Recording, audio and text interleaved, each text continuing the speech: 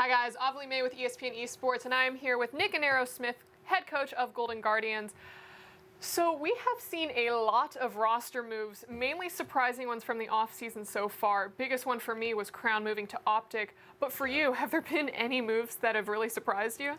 I thought the TL one was pretty surprising, like in a good way. I think it's really good for the league and everything overall to see Jensen like move up to TL and kind of bump their team up a bit. I thought that was really cool. That was one I was really happy to see.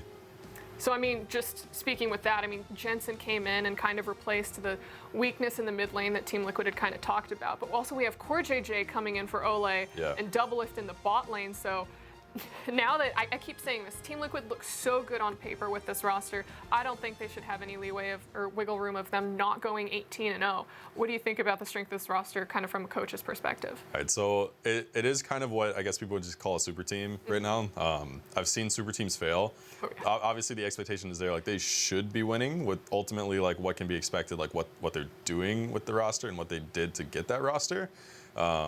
They should be expected to win. Obviously, like I still think that they're beatable. Every team is going to have some weakness to exploit. Team Liquid had those weaknesses last year as well, even though they were like a really good team. There were weaknesses there, and all of us in the league could have exploited those better and done better to actually, you know, win. Like any of us could have won overall if we were able to punish those mistakes. So I mean, I'm going to be looking out for that stuff overall, and just really hard focusing on trying to find what'll break them down. What do you think was the biggest acquisition across the league?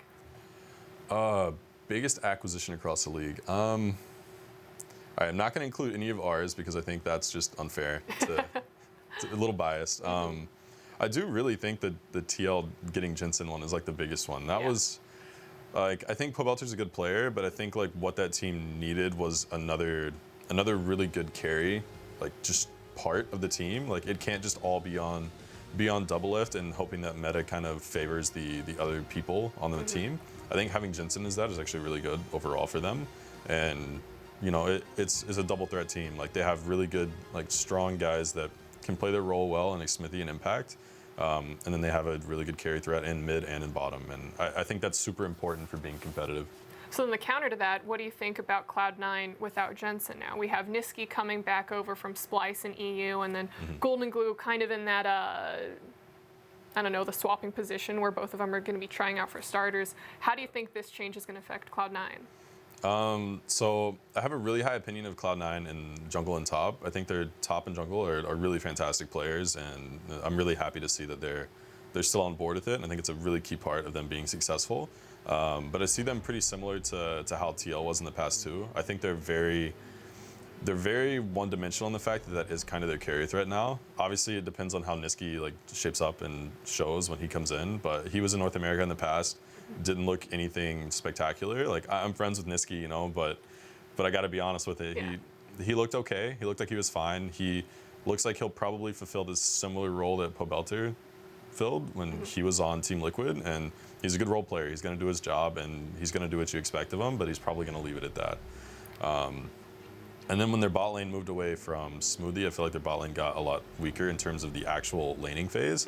Like whatever Sneaky and Zeyzal are bringing after that fact is obviously great, but the way they've looked in laning phase I think is still a weakness that they have to be aware of, and losing Jensen, they lost another really strong laning phase like counterpart to have.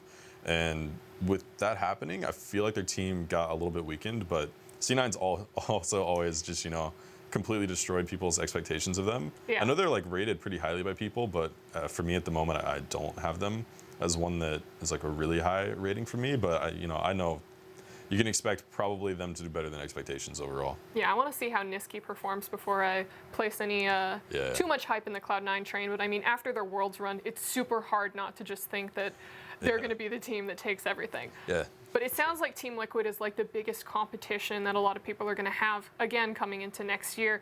But who do you think really has the potential? The potential to actually like win it all? Not the potential to win it all, but the potential to really, I don't know, come out as like this amazing team. Oh, it's like those dark horse teams that people aren't really expecting. Yeah. Well, obviously, I think that we're a pretty good dark horse team. I know people have kind of rated us highly, but it seems to be very mixed. It kind of reminds me a little bit of how people were rating us when I was on Echo Fox last year, where everyone thinks that it could be good, but no one really wants to hard commit to the fact that, you know, we'll actually be like a really, really good team. I've got really high expectations for us in that regard, and I think that we'll actually do really well.